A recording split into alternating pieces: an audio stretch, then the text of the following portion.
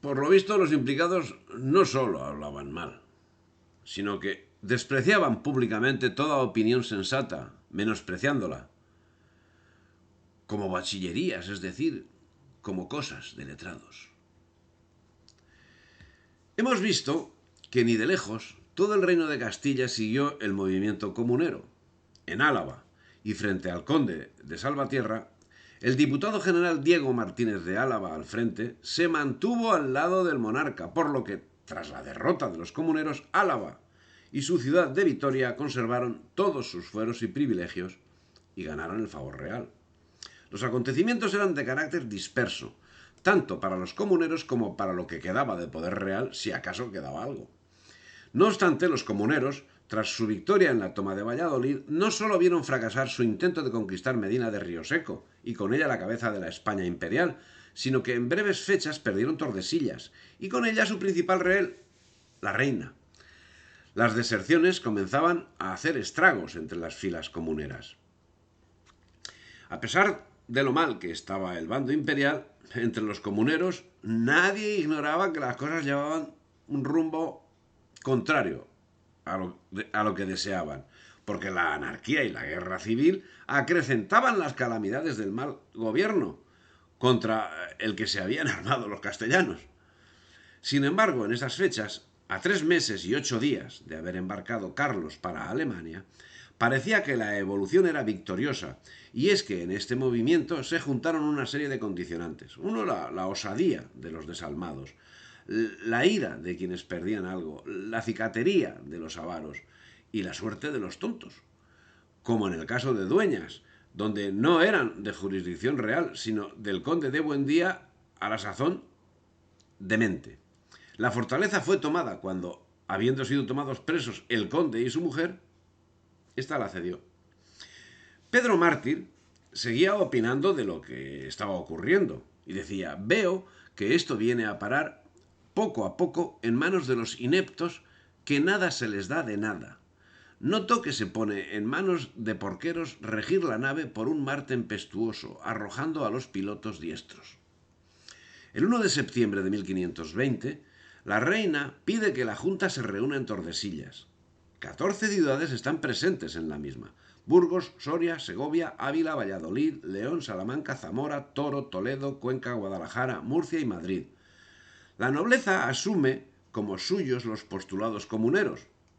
Todas las clases sociales estaban representadas.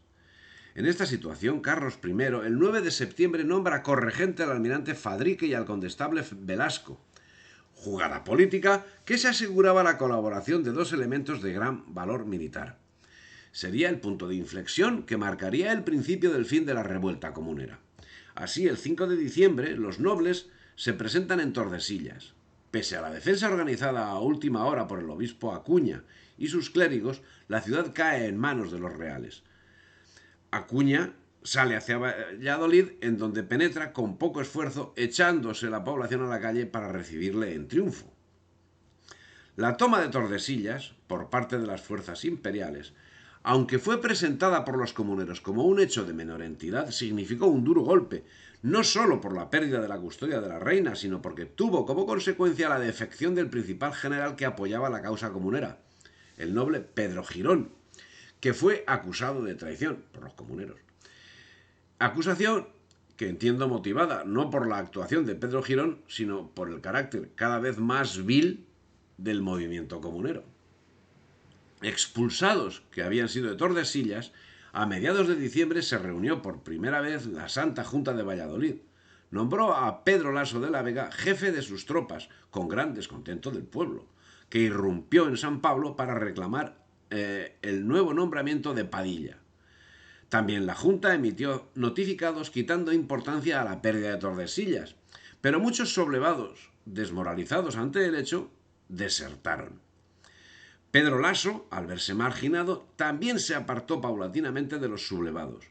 Los principales valores de los sublevados se iban apartando del movimiento. También se apartaron de la Junta los representantes de Soria y de Guadalajara. Por su parte, Girón veía crecer aceleradamente su descrédito, y si contra la creencia generalizada no tuvo que ver en el desastre comunero de Tordesillas, aceleraba su defección de las tropas rebeldes, que llevó a cabo en breve, manteniéndose al margen del enfrentamiento. Tras la derrota de Tordesillas, Valladolid quedó tomada por los comuneros que tras proclamar a Padilla gobernador dijeron que vendría con mano armada a reprender a los vallisoletanos si no obedecían unos y otros a lo mandado. Expresión tiránica que se manifestó también en las levas forzosas llevadas a cabo por los comuneros, y aún más en el elevado número de deserciones que sufrió su ejército, cuestión esta que tiraba una de otra. Más deserciones, más levas. Más levas, más deserciones. Tiranía que se manifestaba en multitud de formas. Por ejemplo, porque aquel día un hermano de Francisco de la Serna había murmurado del obispo, le mandaron derrocar la casa. Y como andaban muchos en derribarlas, con codicia de llevar la madera, cortaban sin tino los puntales y postes y cayeron 2/4 de la casa y se mataron 12 o 15 hombres y lastimaron a otros. O de otras formas, desoyendo lo que sus mismos instrumentos asamblearios les deparaban. Así, en Valladolid, cuando en octubre se puso a votación unas propuestas de la Junta que fueron rechazadas por las cuadrillas, los comuneros intentaron hacerse con el poder mediante un golpe de fuerza. Una serie de artesanos, de entre los que destacaba un barbero, Francisco de Camargo, y un bonetero, con la complicidad de algunos diputados, entre ellos Luis Gómez de Mercado, se reunieron con grupos armados venidos expresamente de Tordesillas que acamparon discretamente en torno al monasterio del Prado, a las puertas de Valladolid. El jefe de estos grupos armados no era otro que el obispo de Zamora, a quien ya hemos mencionado anteriormente, intentando organizar una expedición semejante en Burgos.